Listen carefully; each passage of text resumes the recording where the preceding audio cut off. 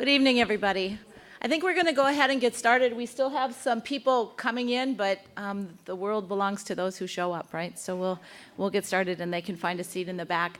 Welcome to the Humphrey School of Public Affairs. I'm Laura Bloomberg, and I'm the dean here, and I am honored to kick off this year's Brustad lecture. I am so delighted that this is now our second annual lecture and opportunity to honor Dick Brustad, who we lost sadly far too young and far too soon last January of last year. In his 53-year career, Richard Brustad led the creation of affordable housing in cities, suburbs, and outstate regions of Minnesota, and he made quite an impact on the world. This lecture that we will now do annually continues his legacy by serving as a forum for discussing the most important housing issues that face the Twin Cities region, and it will feature experts on issues of housing and community development from around the country.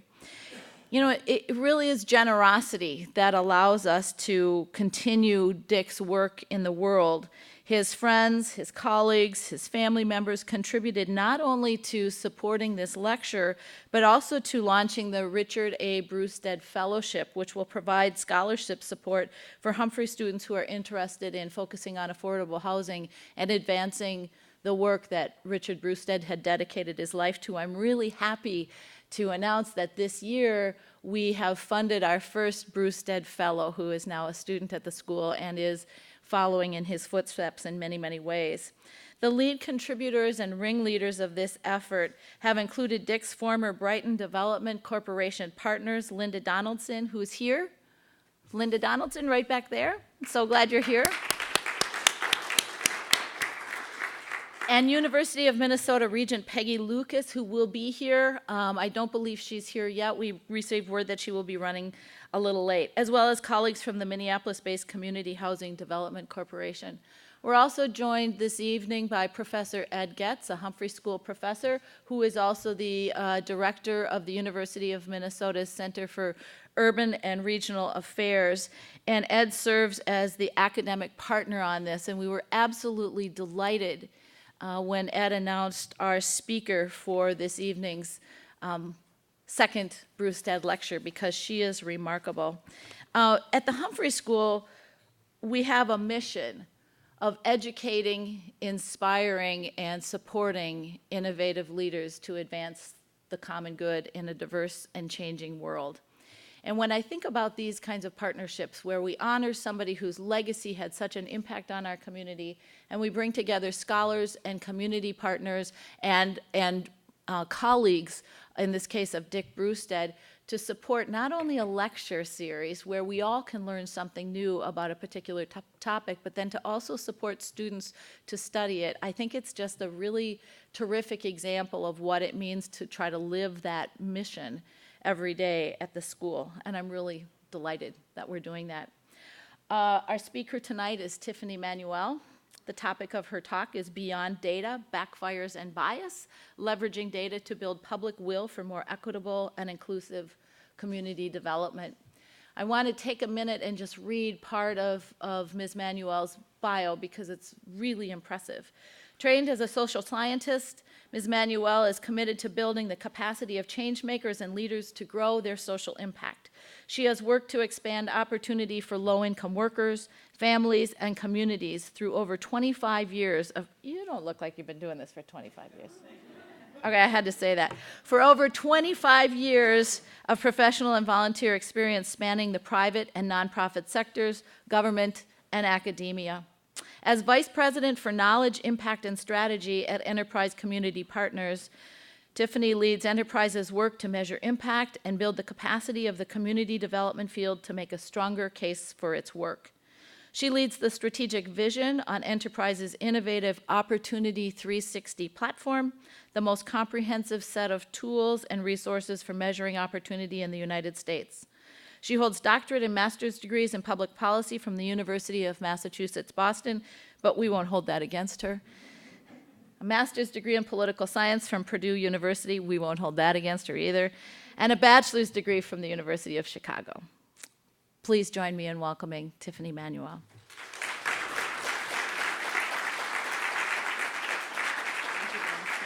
invitation.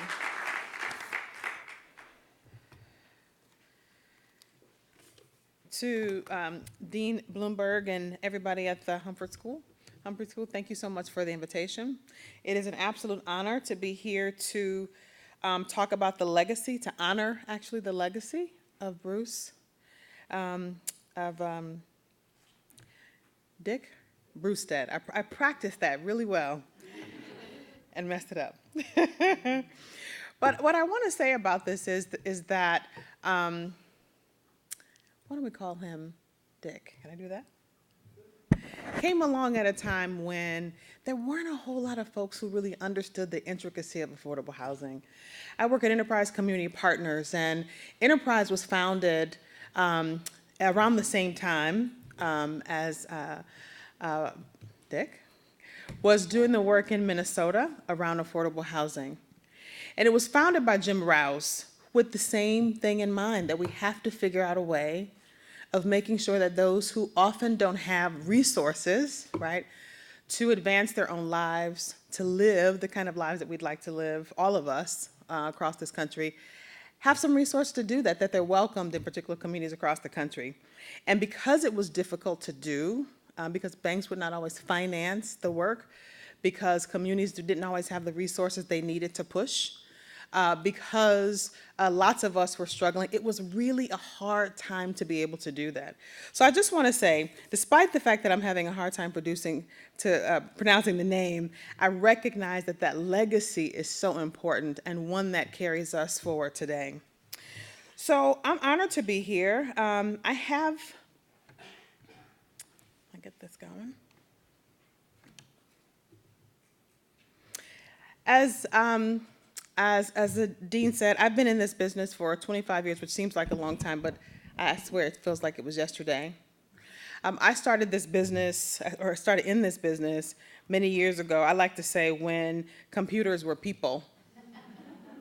And some of you may know that, and computers were white, they were mostly white, and they were mostly women.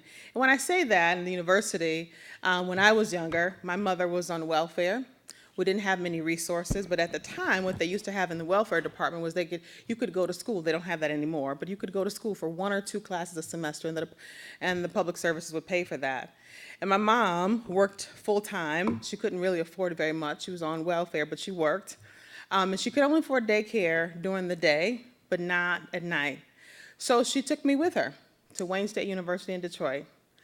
And she would ask the professor, she said, listen, I'm trying, my daughter, she's young, but she'll be really quiet, and I promise, if I can just come and take the class, would you let her sit in? And they didn't, professor's like, okay, we don't care. Her major was urban sociology. And from the time I was about 4 until the time I was about 12, I was in these amazing college classrooms. And she could only take 1 or 2 classes a semester, but I was sitting there hearing this all about racial and economic segregation and all kinds of stuff. And I thought it was amazing. We would go to the library together. And back in those days, you didn't have computers to search things. You had to go to the card catalog. To some of you in this audience don't know what that is. That's all right.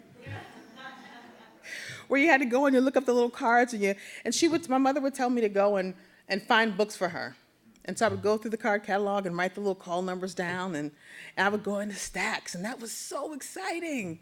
All this information, I would bring her back books, and she'd say, okay, that's great, and I need some like this, and some more of these, and some periodicals, and I did that for many, many years, and what I got out of that experience was an amazing appreciation for data and information and learning and evidence. And I thought that if I could do that, if I could do more of that I could help lots of folks, like the honoree tonight, like Dick, and other folks who were trying to advance issues like affordable housing. If I had enough data, if I had enough evidence that I could advance that cause. And so I went, like many folks, to graduate school, looking at those folks who saying computers, right? There weren't many of them. And I got to the university just at the time when computers were starting to be machines. When I got to the university as an undergraduate, there were 5 computers on campus at the University of Chicago. And they were huge. They took up the whole room. They were like big refrigerators. And some of you may know this who've been around a while, when you wanted to do an analysis, you brought your floppy disk, with your program on it. Were you, right? Some of y'all, okay, y'all know about that. And you brought your punch cards, and you put your punch cards up there, and you brought the floppy disk, and you gave it to the attendant, and because you couldn't touch the computer, and they put the stuff in the machine, and then you went away, because it took 8 hours or so to get a regression done. So you place it around campus, oh my gosh, I gotta get my regression analysis, I wanna see what's gonna happen. Is it really a correlation between poverty and maternal child depression? I don't know. And 8 hours later, you would show back up at the computer lab, and they would say, they give you back the green and white paper, the long green and white paper. I remember that with okay. And they would say, error on line 158 of your program. And you go back to the computer lab and you redo the program and you take all that stuff back and you do it again. But what I'm amazed about is, at this point in our history, the amount of computing power that you have in the telephone that's in your pocket is what we were working with back then. We've come so far in terms of the data and analysis and the thinking that we can bring to social problems, that we can bring to social agitators, right? Like Jim Rouse, like this Dick Brustad. There's so much that we could bring to that it is absolutely amazing. So I want to start there. Just yesterday, the folks, Rod Shetty and folks in Stanford, released this whole new set of data, national maps that show for every census tract in the country, right, what kind of life you have, right, potentially when you live in a place. Now, I will tell you there's a lot of controversy about that data, but just the idea that you could do that for every single neighborhood in the country. Enterprise has a similar thing that we released last year, Opportunity 360, where you could put in data, and it gives you something about every single neighborhood across the entire country. And so I think what I want to say is, from my vantage point, I want to ask you, and what I think a lot of folks in our industry are asking, is this a wrinkle in time where we just have all this national press and the opportunity of this data sort of meeting? Or is this really a catalytic moment where we begin to think as a society more thoughtfully about issues of housing and community development and what it means to make sure that people have what they need to survive in places? So all across the country, whether it's the New York Times or whether it's, right, Business Insider magazine, amazing amounts of data, right, across newspapers across the country. The same thing, lots of billionaires getting into the fray here. Facebook and Jeff Bezos and all kinds of folk in tech offering millions of dollars, right, to help think about how we might address the issue of homelessness and community development and housing.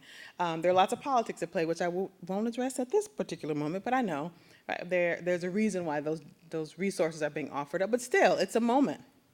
The same thing, the Wall Street Journal, which usually does not offer up any kind of conversation about affordable housing, is saying, front page of the newspaper, we have a national problem where almost every single major housing market in the country is so severely out of whack that something is wrong. It is actually impacting our ability to do business across the country.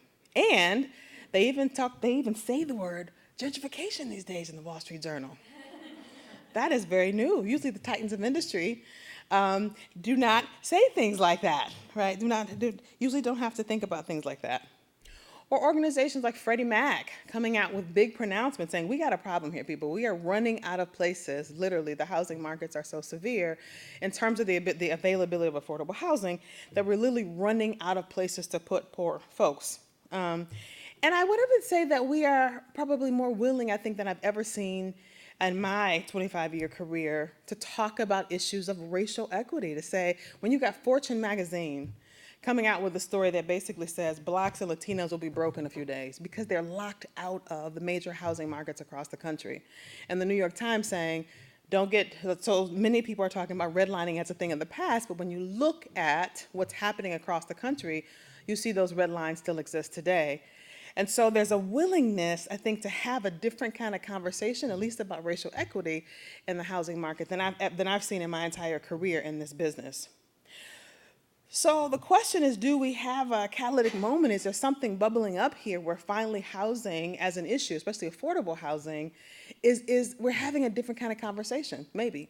Or is this really just a wrinkle in time where we've got some markets that just have to adjust and we get those markets back to equilibrium, we go back to the way things were before? So what I want to say to you today, and probably the subject of my talk today, is that data is important. All that information is important. Even the publicity that we're getting is important. But that if we really are going to use that data to advance public will, to build the will of people to address fundamentally deep structural and systemic issues that are keeping lots of people who are marginalized outside of that market, we got to do something more than that. And I know that's hard to say, because a lot of what we do as part of our work, both in the academy but also in large nonprofits like mine, is to think about the data and evidence we can produce. Like, that was my thing. I went to graduate school because I thought if we just had the data and evidence, that should be a call to action. And I think a part of what I want to share with you is, and something I hope you already know, is it's not. Right? It hasn't been. We're still having the same sort of myopic conversations that limit public thinking around some of these issues. So, what are we up against? So let me just give you a little clue. So this was the same article that I shared just a couple minutes ago in the New York Times. But what I wanted to talk to you about is the backfire effect. What actually happens when you do that? So if you take a moment, in fact, I encourage you after you leave here today, to go to the article, reading your article, just type in affordable housing, look in the news, and look in the comment section. And most newspapers have actually pulled the comment section because it's so nasty. It's usually just, ugh. But what I find useful about it is you start to see when people do push back on affordable housing or some of the issues that we care about, what they're real, kind of what's the deal? Right, there are very few spaces, I mean, think about this, there are very few spaces where people in the public square can voice whatever it is that they really feel about issues. You ask them in a poll, they say the things they're supposed to say. Yes, we should all have affordable housing. And then, as Dr. Getz and I were just talking about, and then you say you want to build that affordable housing at the end of their block. And you watch who comes out. The same folks who said they were in favor are the same folks who will come out and shout you down at that meeting. So what happens in these comment sections is you get the fullness of what people feel about this issue, especially when they don't agree. So in this article, which was just an article saying we got detailed maps, it shows that you live in particular neighborhoods, they don't always help advance a life, and you get comments like this. So what else is new? Neighborhoods have always shaped their residents' future. Bottom line is that if you can move out of a neighborhood that is toxic to the future of your children, do so. Or, of course, that is more easily said than done. Government intervention has always created more problems than it's solved. Geez, who would have possibly predicted that children from wealthier neighborhoods might have better future earning potential than children from impoverished areas?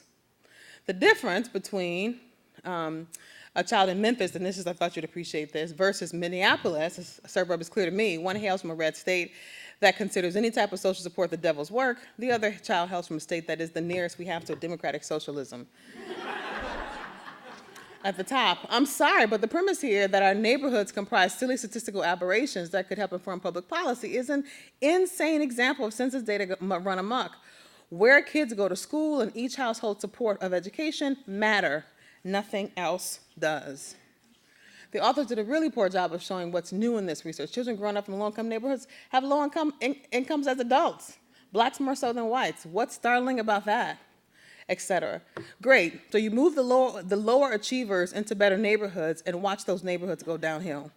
And I could go on and on and on, but what I will say to you is that the conversation, the purpose of that data was or as Brustad will say, is to inform public debate. But the debate that often happens is one where people really don't get what you hope people would get out of that, which is the broader context in which poverty exists, the broader context in which is causing some of those outcomes. You don't get the sort of informed, thoughtful, deliberative process. What you get is a lot of what you see here. The same thing is true across the country, so that's certainly there. You see this, some of you may have seen this in Denver, where a coffee shop in Denver said, listen, gentrification is working for us. We got expensive lattes, we don't sell them, and it works better the sooner we gentrify this neighborhood. And the New York Times ran a story on this, and there was a pushback from the neighborhood. This was a largely African-American community in Denver, and the neighborhood pushback was immediate. People came out to protest, and you got hundreds of comments like this. Wow, these folks must not have any real problems if they have time to protest a coffee shop. Oh, and if Denver is too expensive, move to the suburbs. It's what people do when cities get expensive. Geez, no one is entitled to live where they want. I want a house in downtown Aspen. That would be nice. And the same thing in D.C. DC and the region itself is not doing enough to get rid of affordable housing. Our crime problems in DC are not coming from those in upper middle class households. They're coming from those living in public housing and income capped and subsidized housing. The sooner the people living in this quote unquote affordable housing, which by the way is code word for low income housing, are pushed out of the region, the better. Gentrify DC, gentrify every last bit, push the criminal and parasitic class out of the city for good. And you see this across the country. Literally, I could go, this is Los Angeles, talking about gentrification. And it was a regular article just talking about that people are paying a lot, low-income families are having a hard time, and the same thing is true. It's just math, folks. People with money will continue to move into the state, and your neighborhood driving up the price. If you're 40 and you have kids and make less than $60,000, you have to plan to live somewhere else. Sorry. The common denominator in all these cases, it was in the article, is having children they cannot afford. Do not have a child unless you have, $600,000 to raise the child into adulthood. Another one, move to another state, you idiots, right? So constantly you see this conversation, so much so that developers will tell you, despite the great data that Chetty produced today, is that when you want to build affordable housing in neighborhoods across the country where there's great schools and there's parks and there's amenities, you get this enormous amount of pushback. And so, again, the same folks who will say on our polls they are in favor of affordable housing, you say you want to put that affordable housing there, and then you get people who come to the community meeting and sound like this. Afternoons, and you're going to add 935 units, and we're going to have less traffic and less people in the stores. You got to be kidding me. You got to be still not serious. I noticed the young people here say it's a good idea. I bet you the people my age don't think it's a good idea. It's a horrible idea. And we need to scream about it and shout about it. Because I'm going to do everything. Okay, we're going to stop him there. He goes on and on. And for those of you who think that that's a distinctly non-Minnesotan phenomenon, I have some little treats for you later, where you can see some of your neighbors and compatriots making some of those same comments. But what I want to say is that there is a backfire effect. And for those of us who believe in the power of data and evidence, which is what I thought I was doing when I went to graduate school initially, I thought that if you just had data, you could push back on that. What we know is that there's something called a backfire effect, that when you try to, for those attitudes, you want to push back on that by marshaling all of your data and evidence, that it actually has the opposite effect. That rather than step back and people say, let me reconsider that opinion, what actually happens is that that information, those prior biases, actually become stronger. Because what's happened is you force people to defend that stuff, right? So now they got to hunker down in it, they got to defend it, and now, right, it's worse than when you first initiated the conversation around what these issues were. And so I just want to say that again, from the vantage point of those of us who believe in the power of data, we have to bring more to it unless we want that same sort of fate to happen. And so you may say to me, well, does it mean that facts and data don't matter? No, but it means that we have to bring more to it in order for it to inform public deliberation in a way that's more constructive. So when I have to say I travel all over the country, giving talks about how you do this. I call it case making. How do you make the case for change? How do you make the case that there's something bigger, especially when facts and data in and of themselves won't do that job? It means, training folks to think about what are the other things that they have to bring to this conversation. So around this time, I look at advocates, right? Many housers across the country, sometimes in the health sector, sometimes in transportation. I say a lot of you are probably feeling like this, which is that it's hard. You do the work and you want people to recognize that and take that information and really think hard about that. And you have all your data charts and you have all your infographics and you've carefully put those right together. So, you've done with the different colors and different lines going through it because you hope people understand that. You have sophisticated research methodology and you've really been thoughtful, mixed method study and econometrics, and you can control for all kinds of things and mediating factors and variables, and you have all that ready to go. And you even have lots of evidence, just straight up evidence. I got evidence about which of these kind of programs can work to advance better outcomes in communities and which don't. I can actually separate the wheat from the chaff. I can tell you the ones that are really providing really strong differences in terms of outcomes over time and which ones do not. I got that for you. And the challenge is, of course, right, and all of that, the major thing that we're struggling with is how do you get people to care about, how do you make people stop, right, and care about that information? So I want to say there's good news and bad news. How about we start with the good news first? Good news? Yes? Yes, good news? Okay, glad you said that. So there is some good news to be shared. The good news in all of this is that we do not have an awareness problem. Every major newspaper and even the Wall Street Journal, for God's sake, which never talks about gentrification, to utter the word is like amazing, which never, or very seldom, right, could be concerned about issues of what's happening in low-income neighborhoods and communities. Every major newspaper in the country, large and small, community-based or not, is having this conversation about housing for the first time in a very long time. And the reason that is very good news, I say that, is that we don't have to use our data, I would say, to credential those problems. And that's really important because most of the work that I see in the housing space across the country, and again, Enterprise has a sort of national platform around this, is we're using all of our resources of data to credential the problems. What do I mean by that? To talk about how bad it is. We talk about 80,000 people across Minnesota, our housing cost burden, and 20,000 people are kids are in poverty, and 80,000, and we give lots of negative statistics about all the things that are wrong, because we think that that in and of itself will build people's sense of urgency, that they'll say, oh my gosh, there's so many people who don't have a place to live tonight, and you got 600,000 people across the country every given night who are homeless. Oh my gosh, and we spend all of our energy, right, credentialing the problem. And so what I want to say to you, first of all, is you don't need to do that. We've done that. Right, we've already credentialed that problem. This is not, the challenge that we're facing in affordable housing today is not an awareness problem. There are very few people in your community today who don't know that your kids will do better when they are in a neighborhood that has amenities and resources and great schools. You don't have to tell them that. You don't have to spend millions of dollars of new research to tell them that. In fact, you heard, right, some of the comment section, like, that's startling new data? That's telling me something, that you grew up in a low-income neighborhood, my kid doesn't have a shot as much as a kid who grows up in an expensive neighborhood? You got $20 million to tell me that? So the Stanford Social Innovation Review wrote an article saying, stop building awareness, stop telling people, not just because they already know it, but also because it backfires. Right?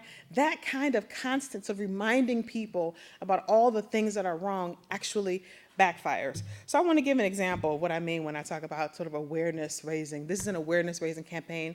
I love Child Trends, so this is not a knock on them, but it is just this is what it means. So they want to build some awareness about child poverty across the country, and they said 1 in 5 children live in families that have an income below the poverty line, and when they live below the poverty line, they're more likely to experience abuse and violent crime and suffer from mental health problems and engage in risky behaviors and poorly on tests and yada, yada, yada. So first of all, from a data perspective, I will say that the way that, and I'm just going to say, if this were on Fox News tonight, that would be a positive point. They would say, well, that may be true, but that means 4 out of 5 kids are doing all right. 4 out of 5 kids in this country do not experience abuse or violent crime, poor nutrition, or other trauma.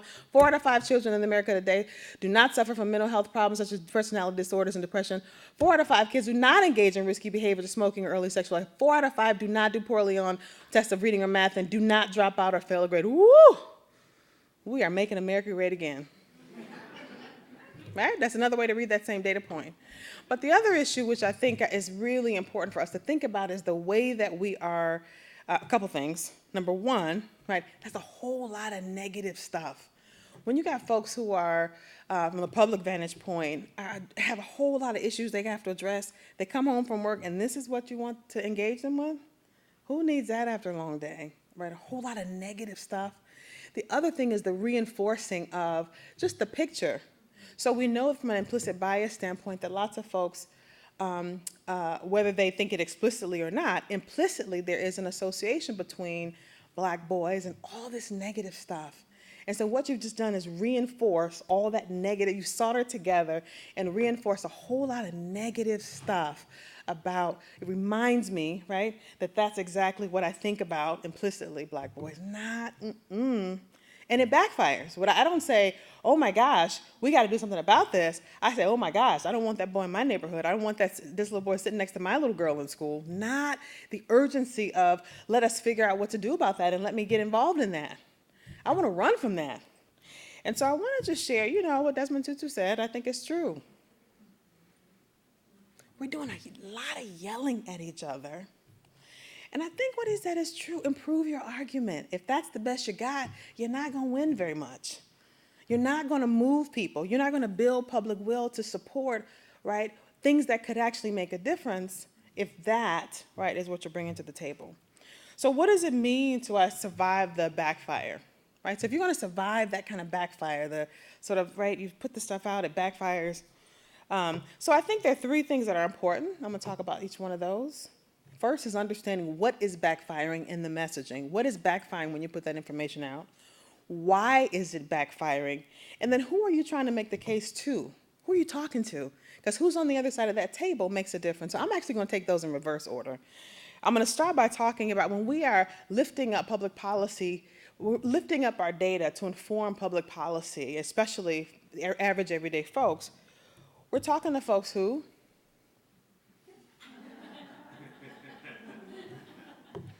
just don't have a lot of sophistication in terms of interpreting numbers and data. So you think that data, like all the Chetty data just came out, and all of us in social sciences, we're going bananas, like the Twitter blogs are just like jumping up. And most folks are like, what are y'all talking about, right? There's not an understanding of, is a correlation of causation. Like, what does it mean that these things are, right? What does it mean that, right? The ability to interpret that information is really challenged, right? Which calls for greater interpretation, but we'll talk about that.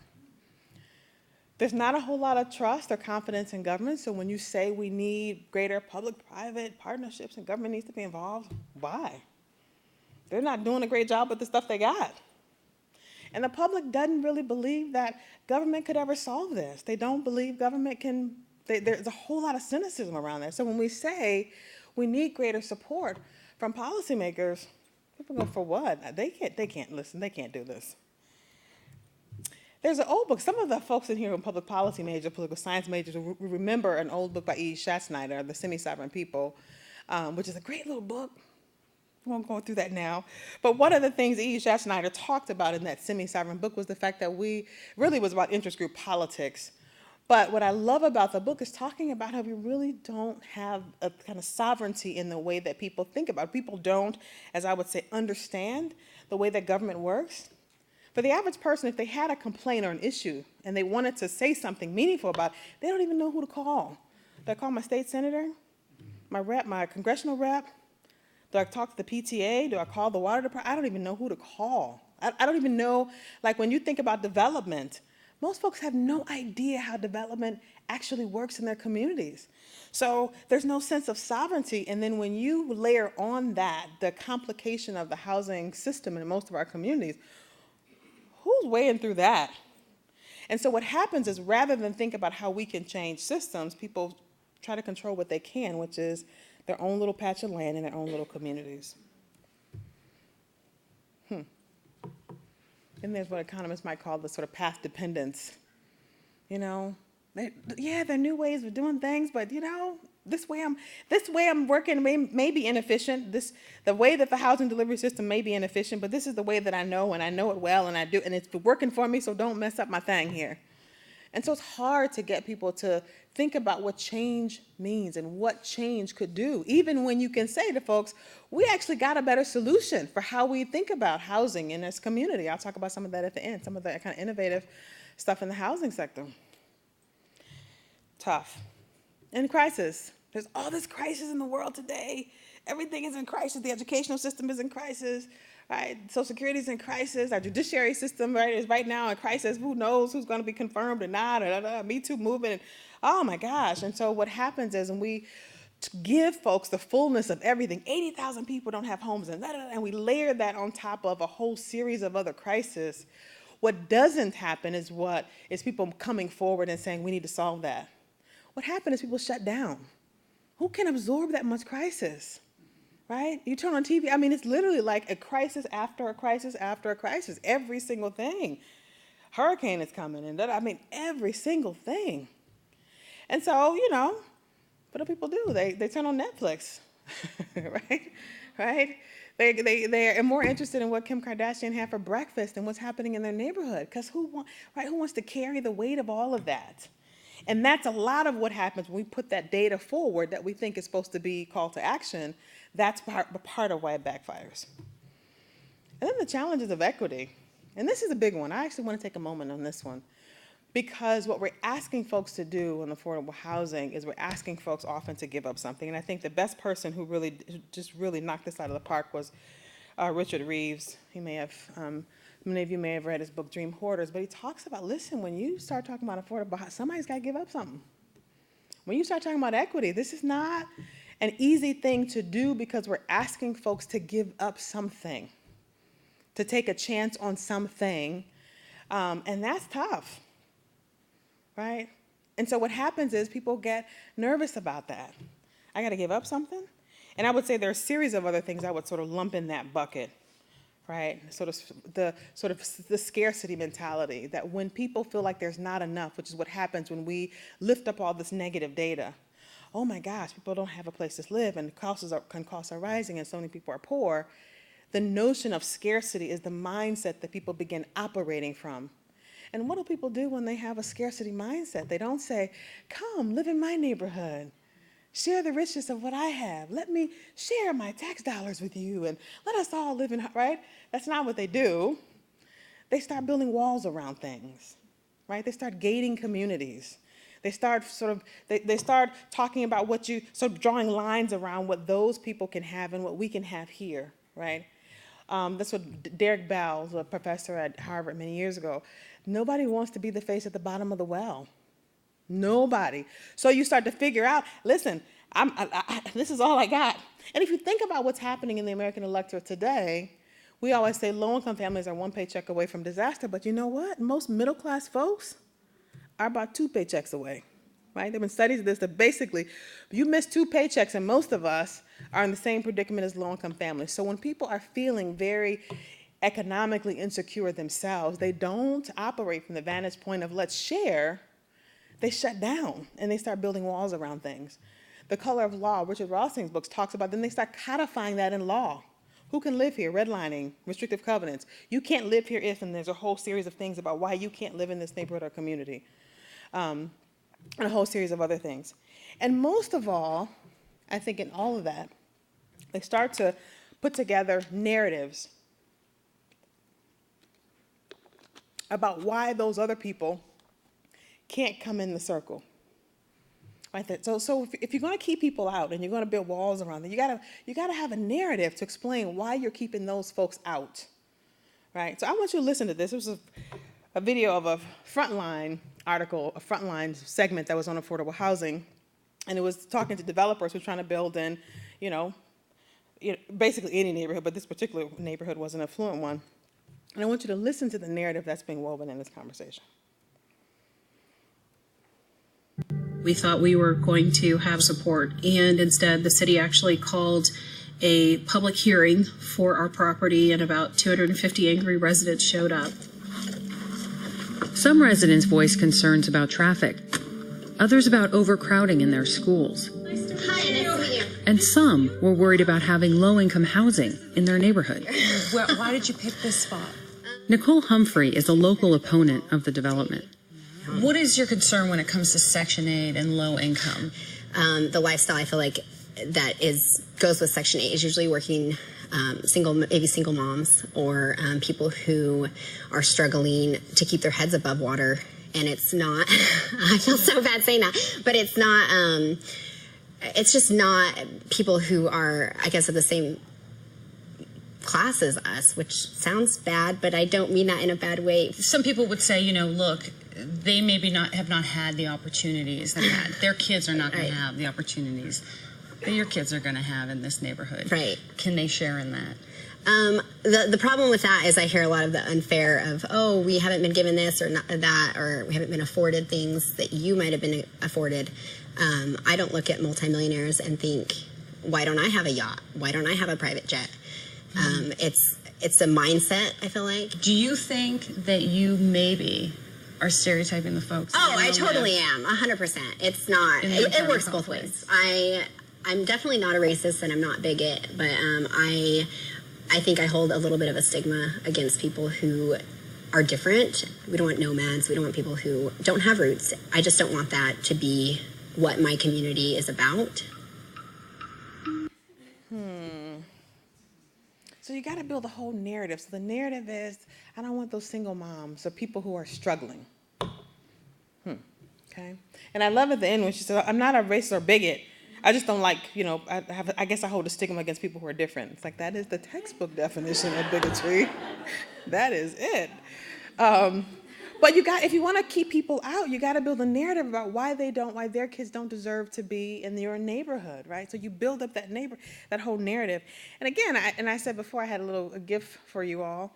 For those of you who don't think this is what happens often in Minnesota, a friend of mine sent me a little clip of a community meeting in Richfield. And they took the video and did a whole bunch of tongue-in-cheek stuff to it. So there's some iterations of it. But again, what I hope you hear is the narrative you got to figure out to keep people out. Like, why don't they belong in this neighborhood? A commercial building in a single-family home setting. I have nephews that all live in apartments. I lived in apartments for many years. I support apartments. Prior to buying our home, we were actually renters. And as a former renter, I can actually admit that we really didn't take care of our neighborhood. We weren't really interested in our neighbors. We kind of came and went. I know when I was living in an apartment, I wasn't invested in the neighborhood. And you live on a quiet residential street today, you would not want this apartment building on your street. We've contributed to the neighborhood, keeping our houses up, getting to know our neighbors. We're part of the community. Apartment dwellers overall. Our block, our whole community, the community of wonderful residents and people that are willing to take pride in this neighborhood, not renters, not renters. And my concern just with having kids is that these people aren't investing in the neighborhood. They're not here to stay. I would love to see something where people are maybe purchasing a townhome and invest in the neighborhood and care. It's like cancer. You don't want to keep eating away at residential neighborhoods. I don't know who any of you people are. Don't you people care about us? Don't you people care about us? Am I speaking the truth there, Pete? Am I speaking the truth there, Pete? I'm not disagreeing with the expansion of the tax base in Richfield. Okay. I would like to know who's going to surveil this. Is there going to be security cameras? Is this going to be surveilled? Okay, who's going to keep track? We have safety issues. Oh boy. But you can hear the narrative. It's like renters, you think that it's the worst thing ever to be a renter in America. Like there is a way that people build wealth, and not everybody can start off, right, having the ability to buy a home, right? But the idea is you got to keep folks out. So if the best we got to say is that they're renters, then by golly, we're going to talk about that. So this particular development, it wasn't even a low-income property. It was just an apartment building, right? That they were going to, right? They weren't even holding many of the units for low-income families, but God forbid, right, you hold open spaces for folks who may not already have enough resources to buy a home, right? So send those people over there in the other neighborhoods, right? So what I want to say is that's we talked about sort of who we're making the case to, which is really tough and difficult. But the other issues is why are our messages what's backfiring and why? So I want to talk about the dominant narrative. So we've done a lot of research. I've done this at Enterprise.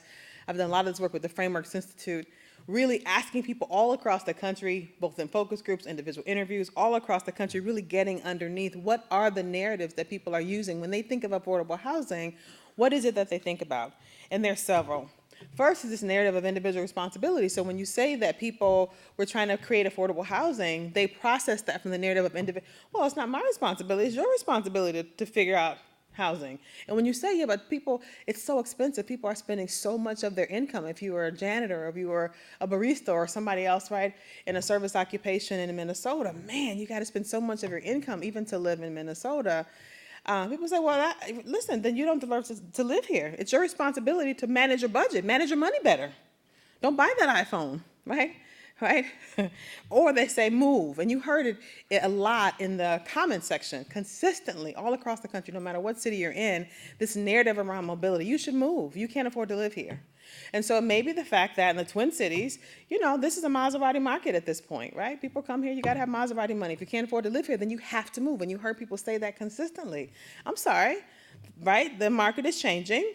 This is an area where you got to have more money to stay here. So maybe there's some jobs and places for you in South Carolina. Maybe you can go to Kansas City. In Alaska, they have great housing. That's a place where you can go, and you should move there. And there's a narrative about that. If I had more time, I would talk about a lot of these narratives. I mean, we tell the folklore that we tell ourselves, even our history, what we tell our kids is about mobility and how we moved here to have a better life, and we give it to them, right? So it's not surprising that when they grow up and we talk about these issues, they say, yeah, mobility, you got to move. The narrative of racial difference. So when you say there are differences and outcomes across different racial groups, people will say, consistently, there's no bias here. Listen, people need to manage their money better. I mean, hell, we just had a black president for 8 years, right? We're in post-racial America, right? We got Oprah, for God's sakes, right? If you got Barack Obama and you got Oprah, surely these folks, they got to be able to manage their money. There's no bias here. There's no racial issue here. Manage your money better. So you can't have this conversation, even in the context of restrictive covenants and all the things we know that have been challenging for people of color to be able to own homes and rent apartments. When you say housing to people, the immediate sort of association is public housing, because people don't think of themselves as living in housing. I live in a home. I don't live in housing. And so when you say that, they think public housing, they make that quick and fast association, and then they don't want it because they think of their own homes as an asset. Right? My home is an asset. So you're going to put that stuff in my neighborhood, then it's going to challenge my ability, right? The equity that I have in my own home. So no, I don't want it, right? Because my home is an asset. That housing stuff is public housing. I don't want it. They don't see the beautiful work that we do in affordable housing. In fact, I would say for Enterprise and lots of other housing developers across the region, because there's such a negative perception of what affordable housing is, if you go to an affordable housing development, what you'll find is the affordable housing is usually better quality than the actual neighborhood stock, because we have to do so much, right, to make sure that it doesn't have that sort of negative connotation. But in the mind of the public, the way we think about housing, right, that's the conversation. And then I think the thing that's probably toughest for us, quite frankly, is this understanding of housing as a consumer good. So people will say consistently, I get education. We all have a shared public concern about education. You have a right to an education. But housing is a reward for a series of choices you made in your life. When you get a good education, you work a job, the reward for that should be housing. I don't help you get a house. I don't help you with affordable housing. You got to get that on your own. That's the reward, right? And so when you talk about markets and you talk about what's happening, people think about that as the equivalent of you buying a car. You don't go and I don't help you buy your car or take you to Maserati market and subsidize your Maserati market, your Maserati. You've got to go to the car dealership that you can afford, and whatever you can afford, that's what you get. So when people process our information from these narratives, it makes it really hard for us to push through. And I would say that the majority of our messaging in this industry is running right smack into every single one of these. So when you say, and this is the standard language in the affordable housing field, there are 80,000 people across the state of Minnesota that are paying 50% or more of their income for housing. People go, yeah, poor people make poor decisions. That's why they're poor. And if they would make better financial decisions, they wouldn't be in that circumstance.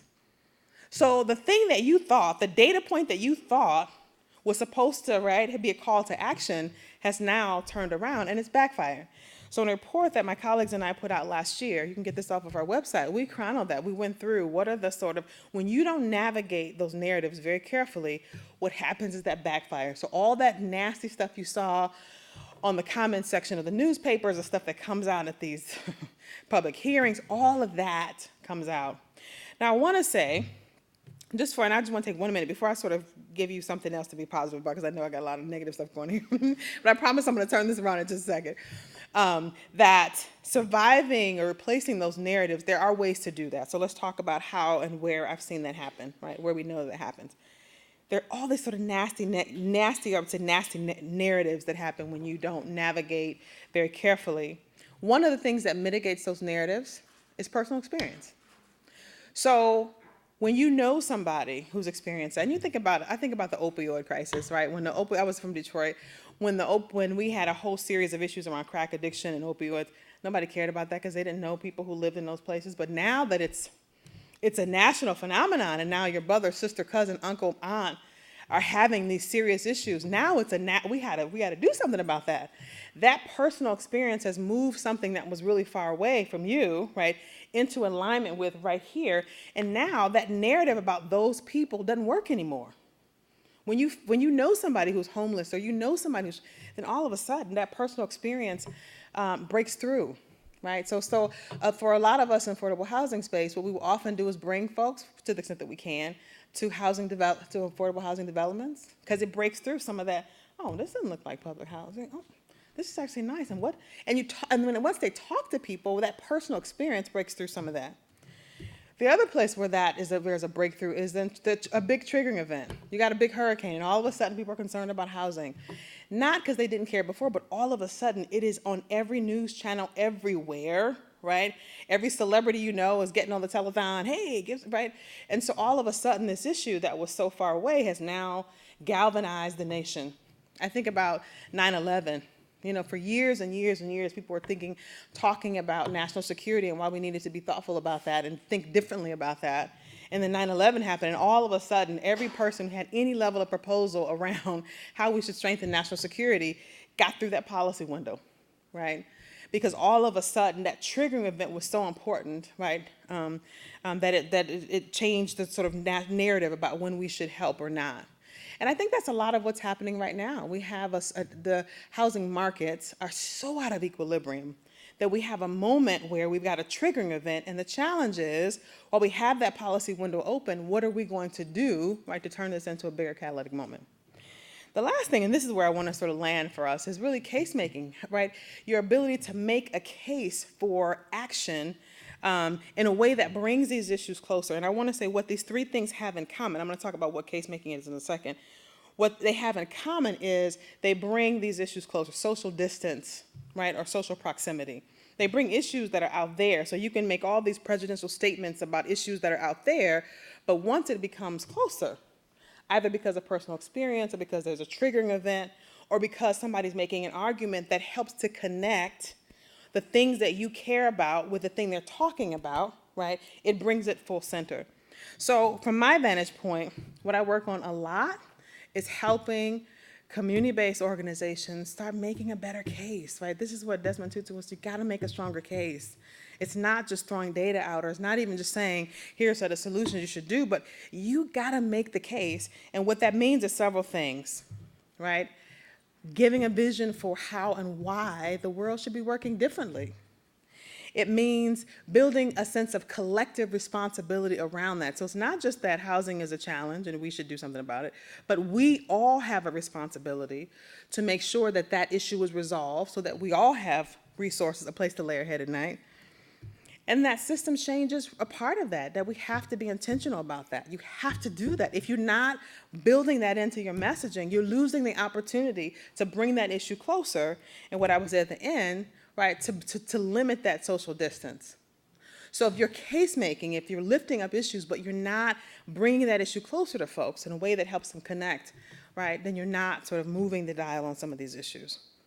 So I'd say there are a number of things that in my personal experience, but also there's an evidence-based perspective around how you begin to do that sort of case making.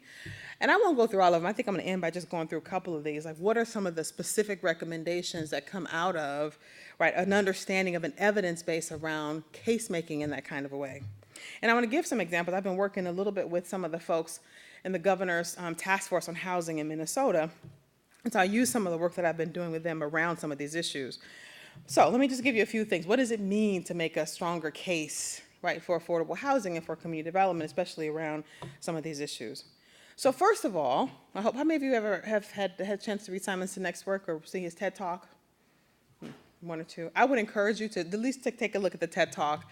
It is fantastic. His work is really more about these issues of the diffusion of innovation and how you get people to embrace innovation. But what he talks about is really essential, and he talks about the fact that people don't buy what you do, they buy why you do it. So you don't start with the what, which is what a lot of our affordable housing folks do. They start with all the stuff, this is what we're going to do, and it's how, right? People don't buy what you do, they buy why you do it. And what's interesting about that is if you look at the way that commercial marketers market things to you, they don't market things to you based on what things do. We buy things every day. I mean, think about the number of things you buy that there's no meaningful reason why you should be. The new iPhone watch, because you can't tell time. I mean, but because your watch that already has the gadgets on. I mean, all right. Nobody says like, hey, you gotta buy this watch because it dances, and right. The way that Apple and all these other companies market that information to you is they turn that around. They do all this what they call customer journeys. They figure out who you want to be. And then they give you this marketing campaign. You got to buy that watch, not because it's a da-da-da-da-da. You buy that watch because you are forward thinking and you are the, right? Or think about all the things we buy. Like, what's the difference between a regular pair of pants you buy at Target versus one you might buy at some fancy, ritzy store? They both do the same thing, right? It's not the what they do. It's the way you feel when you can afford the ritzy place for those folks who want to do that. They have built whole marketing campaigns around you as the consumer that they want to bring into those stores. Now, I'm not saying at all that we have to sell pants or shoes or watches, but the idea of that is central. What is it that people are thinking about that turns that conversation around? In Minnesota, when we talk to folks all across the state, what are their concerns? They're concerned that my children won't have a shot, but Miss Nicole, who you saw in the video, right, is concerned about her kids. I'm concerned they don't have a future. I'm concerned that the state won't be prosperous enough to support their hopes and dreams, and they'll have to go to Chicago or Atlanta, right? So if you know that that's what people are concerned, connect it. So you reduce the social distance, right? So talk to her about that. The prosperity of the state, your child's ability to succeed is in part reliant on our ability to adapt to the economy that's coming, to make sure that we plan for the housing we need for this economy. That's why this is important, right, Ms. Nicole? And if you see what's happening in Minnesota, what they're trying to do is frame that up so they have a whole report that's come out, but also just even the campaign they're building, Prosperity's front door. It's not saying, hey, housing, you got to have more affordable housing. Prosperity, you want that? That's what you want? Well, let's talk about how housing is directly connected to that. That's how you get people to come to the table, not by telling them all these stories about people who are poor and they don't have any resources, and right, on and on and on. And so in that report, right up front, the smartest investment we can make in our state's future is securing the foundation of a strong community, like all that language. So I call it building the we, creating the we, right? We got a great state. We got livability here. We got a dynamic economy. People come here. Our businesses are dedicated. Our colleges and universities recruit high caliber talent, right? Our towns and neighborhoods have both strong and welcoming communities. Our homes are a foundation for that. They fuel the engine of our economy. No one thrives if we price out young adults who have the talent and skills to strengthen our, but no one thrives if businesses leave the state because they can't afford to attract them. No one thrives if. So now you've given Ms. Nicole and many others a reason to at least stop and consider, right? Because now this is about the prosperity and the future of her children, not just the children of that woman over there or over there or over there. So the other piece of that is turning that conversation around, repositioning the listener as part of that conversation. It's not that, this is by some folks in Illinois did a great bang-up job of this.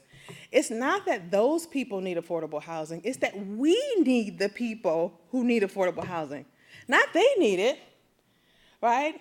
Because if you're Miss Nicole, listen, if they need affordable, then go talk to them. What are you talking to me for?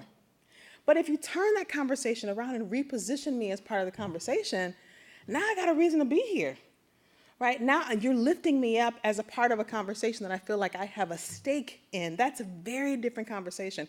And I will say to you that if you're thinking about storytelling, the power of storytelling is in people's ability to see themselves inside of it. And the problem for a lot of us is the stories we're telling, people don't see themselves inside your stories. And if they don't see themselves inside your story, they're not coming to your party.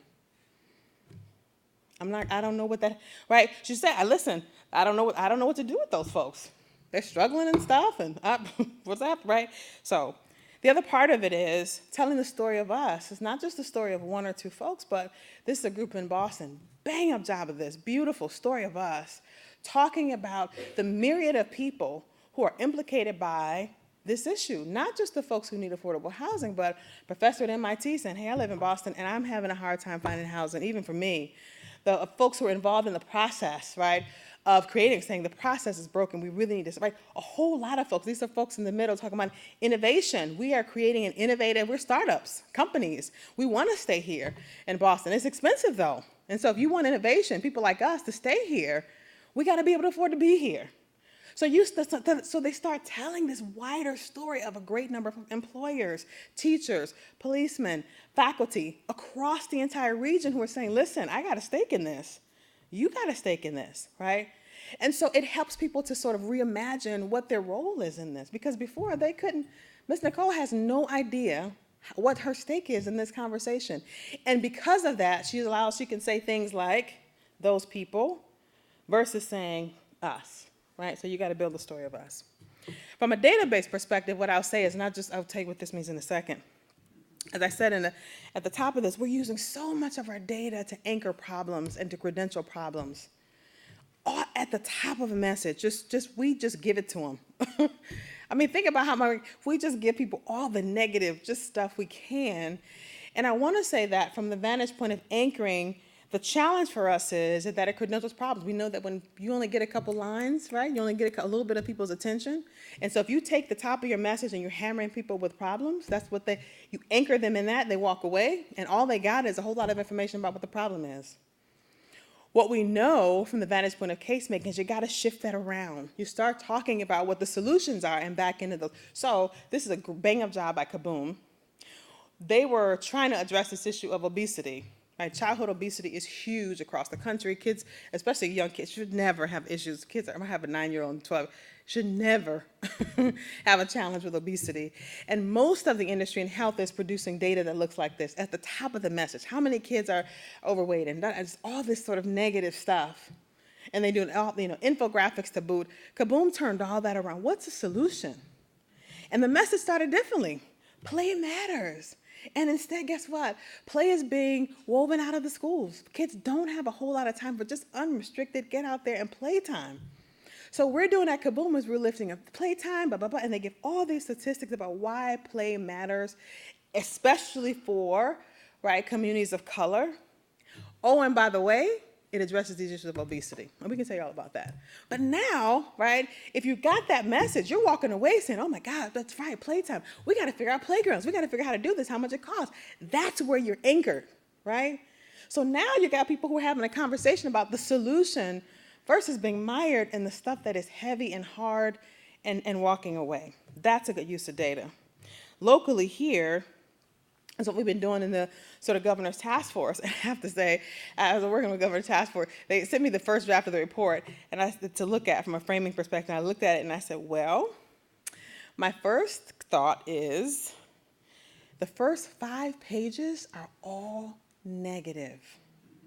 There's not one positive thing in this entire report. Who's coming to that party? You gotta turn that, and especially around this issue of cost, they were really nervous because they're asking for resources, right? And I'm saying, you do that, that thing is dead on arrival. So this is where they wanted to go at first. You gotta turn that around. Like, what's the solution? It's an investment that actually brings more resources to the state. This is an incredible opportunity for businesses across the state. That's what we want to lift up. Have them talk about what this means when you create affordable housing. Position that first. Oh, and by the way, when you do that, you resolve all this other stuff. So just some examples there. 2 more, and then I'll close out and have us begin to have a broader conversation about it. But connecting the dots is really important. We don't often connect the dots. We talk about housing. But if you know that people don't, they think of housing as the end of the line, the first thing I would say is then it means you get an education, then you get a job, you work in that job, and then the reward for all that is housing. You got to turn that around. First of all, you got to get housing as an input, not as an outcome, but connect it to the things you know people are concerned about. If you know that the number one thing that they're concerned about is education and jobs, relate it. Tell them how that happens. You don't get kids who perform well in school if they don't have a place to lay their head at night. You don't get that. You don't get workers who come to work and show up, right, ready to work and perform it unless they got a place, right? Show them the trajectory. And I will say that I've seen folks beginning to do this, housing and health, housing education. One of the best examples is Megan Sandell. Love it. Megan Sandell is a pediatrician in Boston. She's on Enterprise's board. Fantastic. And she's talking about how a lot of the things that is showing up in her offices, in her seeing kids, it's all about kids who are having asthma attacks chronically. And what's happening for those kids is not about them being uniquely sick. They're in bad housing. They have rodents and all the kind of things that exacerbate issues like asthma. And she says, listen, I would love to be able to write a prescription for decent housing, but they don't sell that at the pharmacy. I can't write a prescription for that. So as a health provider, she's saying, listen, these two things are directly combined. As a health provider, I'm saying housing is important. Connect the dots for people, right? Miss Nicole is concerned about things like that, the outcomes for kids, her kids and other kids, right? Connect the dots so people can see the benefit of that. The last thing I want to say is, and I could certainly say a lot more, but I would say position equity issues around the sort of systems and innovation in tech and data. When you look at this is tough. Equity issues are tough. Because as I talked about at the very beginning, Richard Reeves, you got to give up something, right? If you're sitting in this, if you're the one at the top of this leaderboard right here in the reality of it,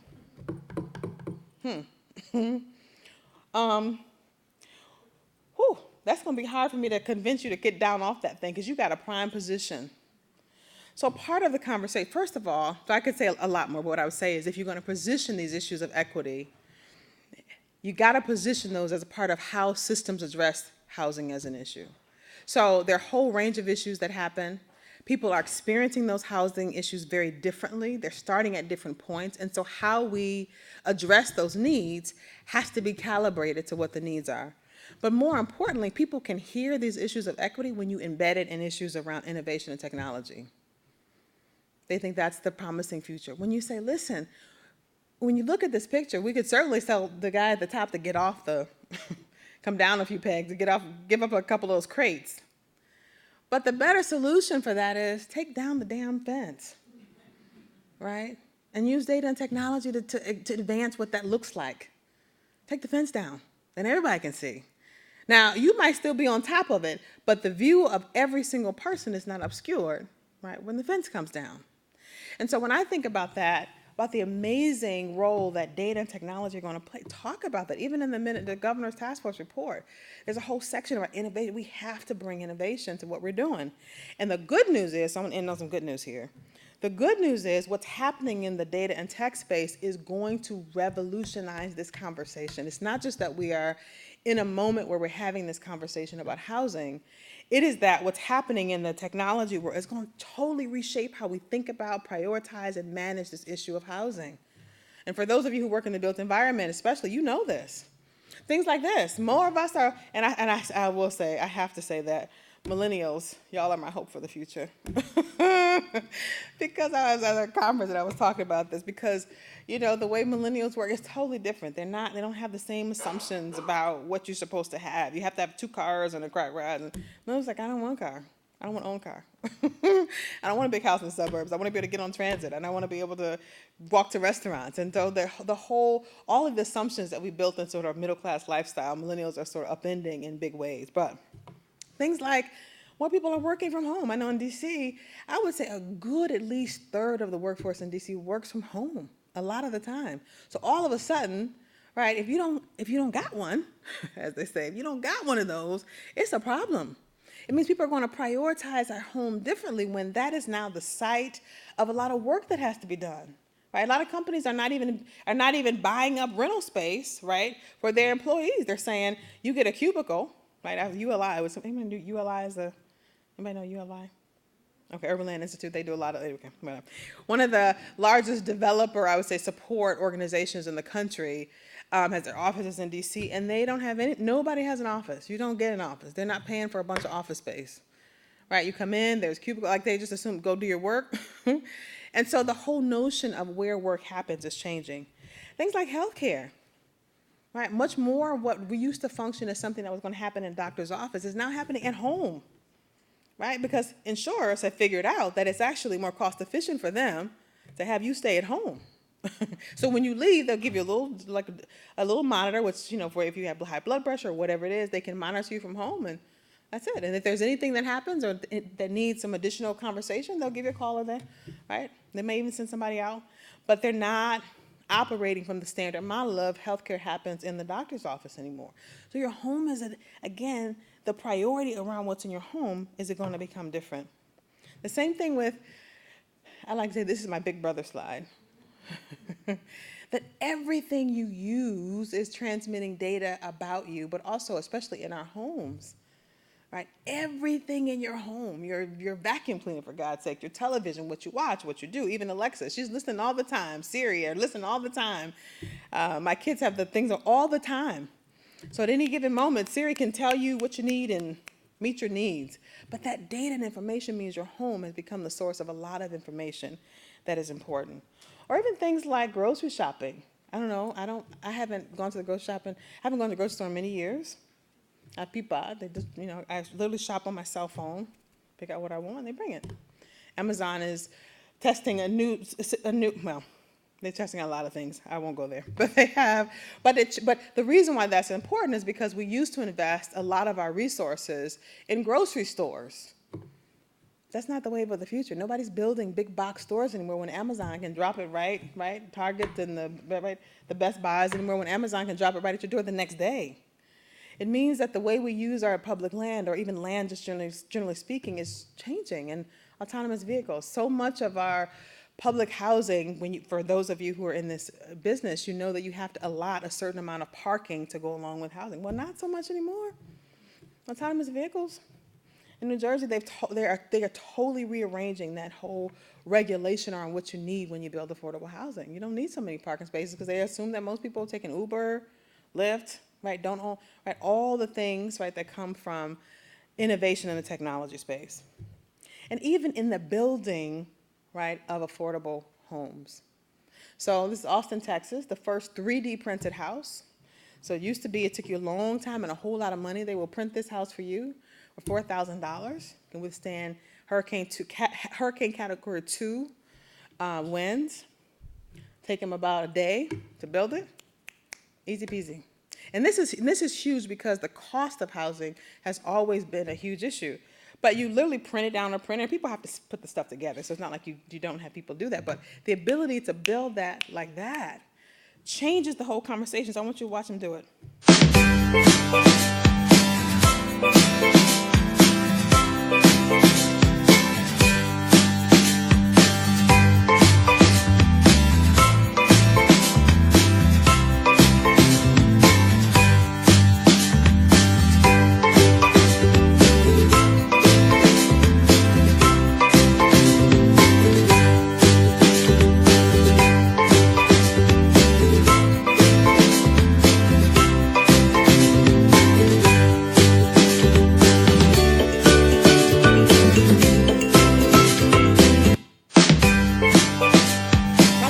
Stop it there. And I'm going to just end on that. I think the possibilities for what is possible as we think about housing are endless, and technology helps us to do that. So as we think about those equity issues that are really tough, that we're fighting about, and who has access to what, right? If you think about what does it take to move the fence, technology is going to help us to do that. Innovation is going to help us to do that, right? But it has to be thoughtfully done. So the challenge for us as we think about these issues is how do we, right, how do we begin to have these conversations to make a different kind of case, to have a call to action that's not simply reliant on us putting out our data and expecting people to sort of make sense of that and come to it, right? But really being thoughtful about what helps people to lean in, this issue of bringing those issues into closer proximity to folks. And then making the case, using that, leveraging that data, right, to position and anchor solutions about connecting the dots for folks. That stirs up a very different conversation than what we are doing today, and I hope that you will join me in moving some of that work forward. Thank you.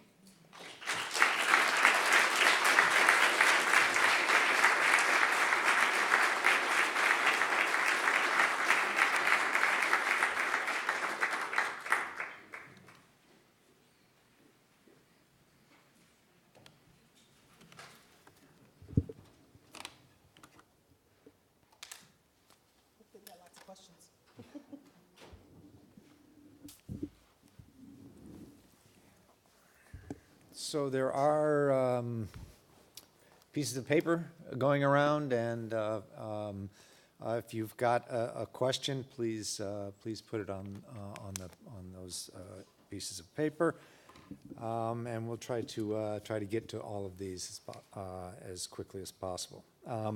First of all, let me thank you, Dr. Manuel, for your talk.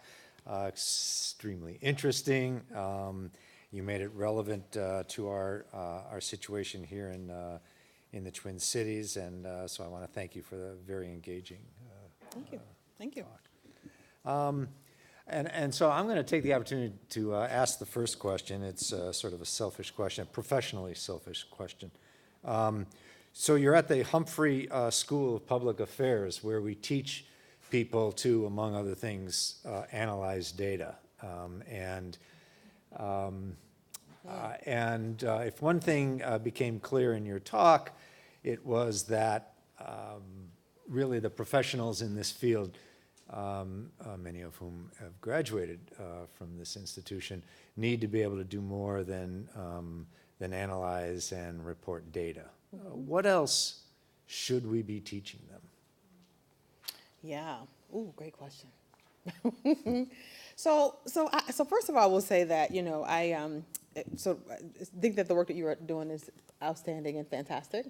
As a former professor in public policy at the University of North Carolina at Charlotte, have taught many graduate students to write in a very particular kind of way that is useful for sort of the logical sort of thinking about issues in a way that we would normally do. Like you set out, here's the problem, here are the solutions, here's how much they cost, and then write whatever the... and I think that works really well if what you're trying to do is to make a case for folks who are trained to think in a very linear fashion, right? Or trained to think in a very logical or linear fashion. But public conversations are different. And so I think the onus is on us if you are trying to engage public audiences and build the will to address some of these issues constructively, you got to bring more to that. And so from my vantage point, I wish I knew then when I was teaching what I know now, because I think I would have them reading a lot more behavioral economics. I think I would have my students reading a lot more social psychology. I think I would have them reading more ethnographic, anthropological work about how people process information. I think even I would have, and I think this is probably, you do a lot of this already, but about power relationships and dynamics, right? And how power and privilege gets embedded in institutions. Right? When you want to keep folks out, like what does that look like? And when you want to open those circles up, how does that happen? I'm sure you already teach a lot of the sort of social movement stuff, how do we change the conversation? But I think more of that sort of behavioral economics, social psychology, anthropological work is really important because it gets at some of these issues of culture and how culture functions to either support or not these issues of building public will. I will say I was relieved that at the end there was a role for data. It was in the... That's right. That's great. Question from the audience. I notice too many immigrants, quote unquote, and or why does the population have to grow here? as increasingly common negative narratives. Is this a trend that you see as well? Mm-hmm. And I think so. There's a lot of really interesting work happening across the country in the field of racial equity around othering and belonging, which is huge. Sometimes when I have longer time with audiences, I talk about when you are lifting up a conversation with folks, there are three things that people really have to get before they even buy whatever data you got. One is, do I trust you? Or do I trust the data, the source of this information? Are you from the liberal think tanks, you're going to right? Or are you from this conservative, well, I don't know if I trust this data. So trust is huge. But the second part of it is belonging. Do I belong to the group that I hear you talking about? So when you start a conversation and you're saying this is about low-income families, if I'm not low income, I don't belong to that. You aren't rocking. Listen, I don't think I belong, right, to the folks that you're talking to. And the third is stake. Do I have a stake in your success? So if you win, right, what you want, right, do I win?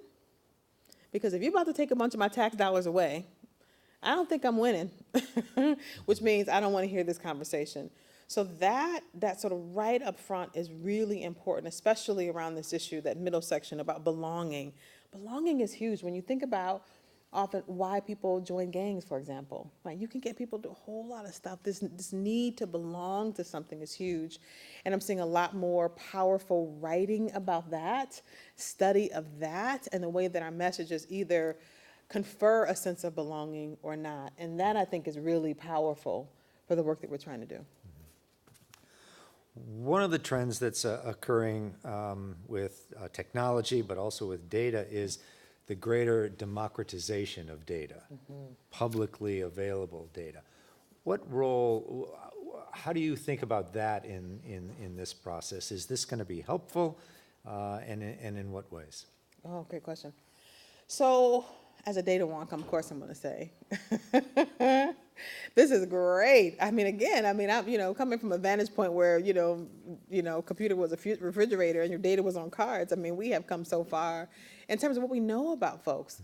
And there's a lot of data that is now being publicly made available. I would also say that I'm concerned about both the reliability of publicly available data. For those of us who do this work with census data a lot and other kinds of data, you know that it's getting harder and harder to collect that data, and the reliability of that data is getting suspect. How many of you actually answer the phone when the census or anybody calls, right?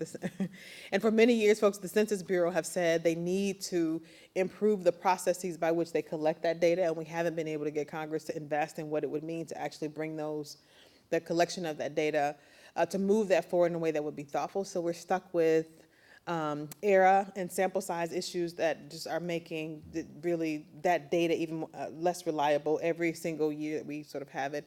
The more interesting and data that I think will change the conversation is this sort of privately held data. The data that Facebook has, I hate to say it, but the data Facebook's got, the data that your phone companies have, the data Verizon has, the data LinkedIn has. And so one of the things as Enterprise was putting together Opportunity 360, we started to negotiate contracts with some of these proprietary data providers saying, can we just get a little bit of it? We get it, you sell that data, you use it to sell people all kinds of things. And a lot of them are willing to give that data. That is going to become the more important source of data. Verizon's got better data than the government right now, right? So does Facebook and everybody else. The challenge is when and how they release that data. I think we're still negotiating that as a society. Like the Supreme Court has said in a couple of cases, Verizon owns your data and they don't have to share with you, but they can sell it to somebody else. Well, okay. But we're still negotiating what does that mean?